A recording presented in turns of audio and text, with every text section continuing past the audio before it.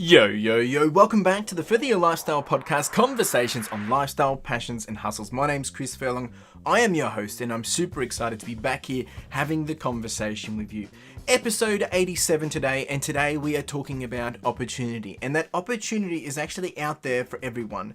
There is a door here that you can open, or there is an opportunity knocking at your door, ready for you to rock and roll with. Now, I'm going to be talking pretty frank today, and some of this can come across as cliche. It can come across as a little too generalized, but a lot of the time you'll find that when you actually go through, execute, take action, and progress, a lot of it is a lot of the same stuff that people talk about.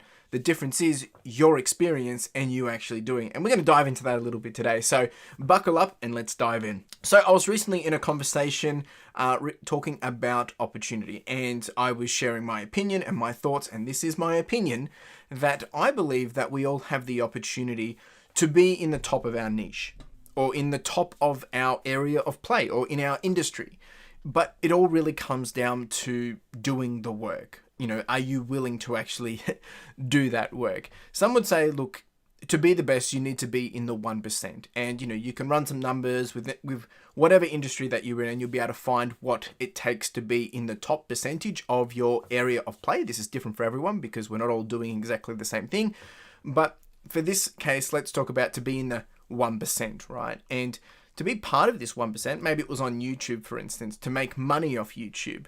I think we can do that. I think everyone has a fair advantage and a fair opportunity to be able to get into this. But there are some strong factors that I believe we need to really understand, and before we can actually get to that position and also even comprehend that position.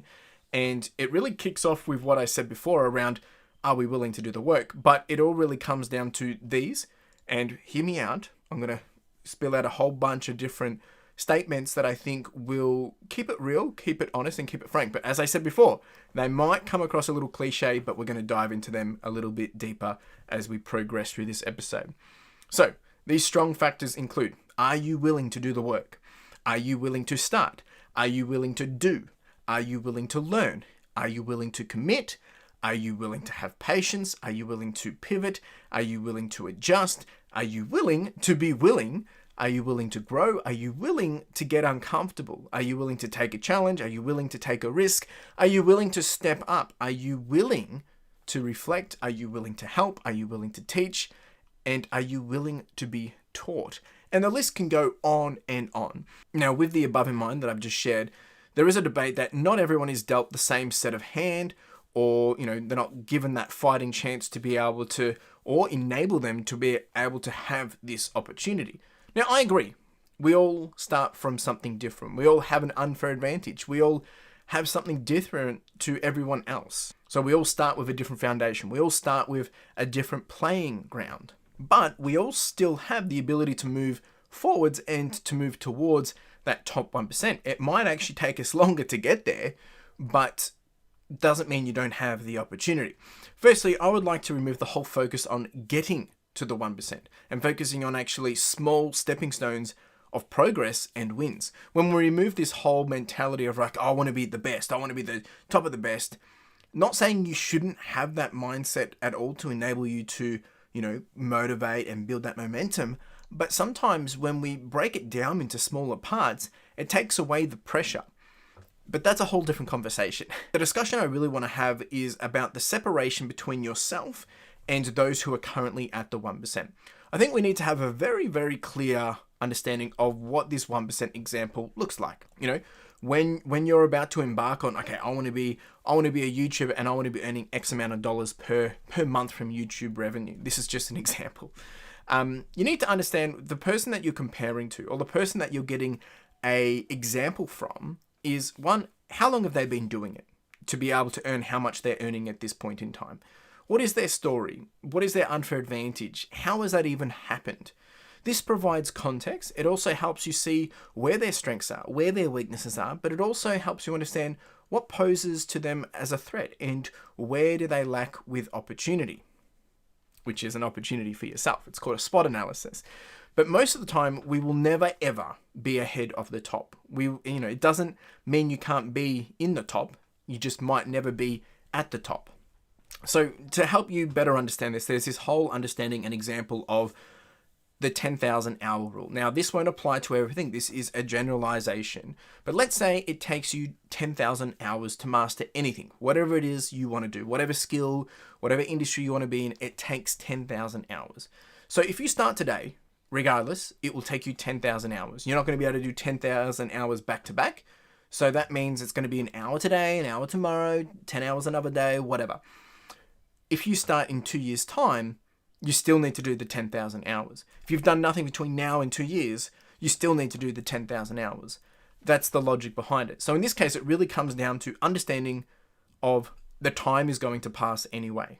So then the question to ask yourself would be, what am I going to do to gain that experience, some of those hours, in furthering yourself to being closer or to where you want to be? Now, by the time you have spent and exercised that 10,000 hours, for example, we're talking generalized here, the people who were already ahead of you, that were already, that have already clocked over the 10,000 mark, they're either going to be exactly where they were, because they have stopped doing what they were doing, but they've still got the experience, or they're going to be even further ahead. More likely, they're going to be further ahead, and the chances of you being ahead of them is going to be little to none. But you, again, cannot compare, as they have spent more time, more experience, and action in creating that gap, in getting ahead of you, because they started 5 years ago. It took them 5 years to get to where they needed to be, and then by the time you start, they're going to be 5 years ahead again, or 2 years ahead again, or 10 years ahead again, because that's part of the journey. So does this mean you don't have a chance? Does this mean you don't have the opportunity to be in the top? No, it doesn't. It means the odds are against you, right? But that's life. That's, that is life. Everything is against us. We are out here to embark on our own journey, to create our own life, to create our own adventure, to create our own story. But if we live life with this mentality that it will never happen for us, and you're not willing to actually go out and do anything about it, then you're right. Nothing will ever happen. Because if you do nothing, you'll get nothing. But if you have the willingness to start, to build, to create that momentum or that snowball effect, to progress and to grow and to learn, you will further your life. It is that simple. It's cliche, but it's that simple. You'll have the opportunity to be where you want to be and the opportunity to be at the top. Another example of this to think about is earning money. When we start a career or when you start a job, let's say I'm going to use my own example as the example. I was in the consulting space before doing my own journey of this podcast and reselling online. Now, for me, when I started that journey, I came in after graduating at university, and I came in as a grad, and that's a low-level analyst. That's the base level that you can be.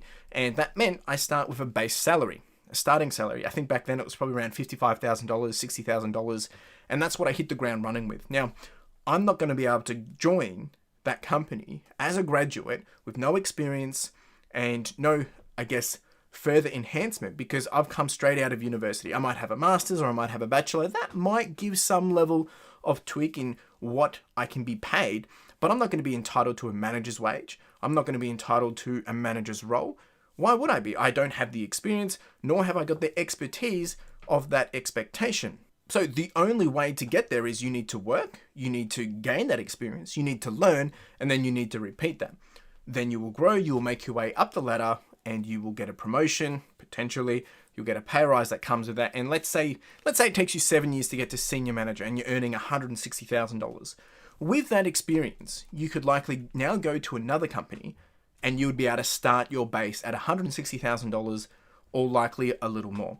Now, it won't take you 7 years to get to where you are now, but it may take you 7 years to be at that next top level. Maybe it's an executive or, a CIO, or I'm talking chief information officer, or a top gun, like someone at the top. It's still going to take you time to get there. You can't just do 1, 2, 3, skip a few, 99, 100. But the beauty here is that, you've done 7 years of experience, you've done 7 years of action, you've done 7 years of work. So now decisions are easier. The work that you have been doing is easier. Things move quicker because they don't take as much time, because you know how. You've got the grit, you've got the experience, you've got the hustle, you've got the drive, you've got the momentum, you've got the understanding, you've got contacts, you've got people in your space that are enabling you to move forward quicker. What you're learning today, after 7 years, is going to be different. It's not going to be foundational. It's not going to be the basics, but it's putting those learnings into action. It's now executing and making that more refined. It's systemizing it. It's, making it transferable, making it scalable, and scaling whatever it is that you're doing. So when you look ahead and dream of where you want to be, that place, that version of you, it only exists based on a series of events, right? And that could be good decisions, it could be bad decisions, it could be from opportunities that come, it could be from experience, it could be from actions, it could be from patience, it's from learning, it's from pivoting, it's from listening, it's from teaching, and the list goes on. The reality is, it's not about hustling the big time. It's about doing the small things, the little steps and actions consistently over a long period of time. That's the reality of it. And that is how we then make these opportunities become real. That is how we get to the top. Now, as I said before, the chances of you being the biggest, the best, and number one in your field is going to be very low. It doesn't mean you can't do it, but it doesn't also mean you don't have access to be able to be in that top of the game, in the top 1%. If we sit around and have this idea, it's like, oh, well, the chances of us getting there isn't going to be realistic, so therefore I'm not even going to bother. With that mentality, that's the reality that you will live. Whereas as we start to progress and move forward, you might actually find that where you thought you wanted to be isn't exactly where you wanted to be, but by going through that experience, you can pivot, you can adjust, and it will lead you somewhere else, which might actually put you ahead of the game of someone else, or in a whole new niche, a whole new area, and actually you could become the top in that field. And that's how it usually happens, because now you've combined passion and purpose together, which actually when you combine that, it makes you someone that is an outlier to the someone that is next to you, or the someone that you're comparing to. So that's it, folks. That's what I wanted to really talk to you about today. And like I said, I was keeping it frank, I was keeping it real, and maybe keeping it a little cliche and a little generalized. But the reality is, when we put ourselves out there, that's what you're going to get. A reality of, how am I going to get to where I want to be? You got to do action. How am I going to get that? You got to do some work. That's the reality of it. And it's a very cliche statement. But I think as we progress, as I said, when you go through something for a long period of time, you've got some experience, those things get easier, which means it makes more sense. You have better clarity and you're able to execute with a lot more ease.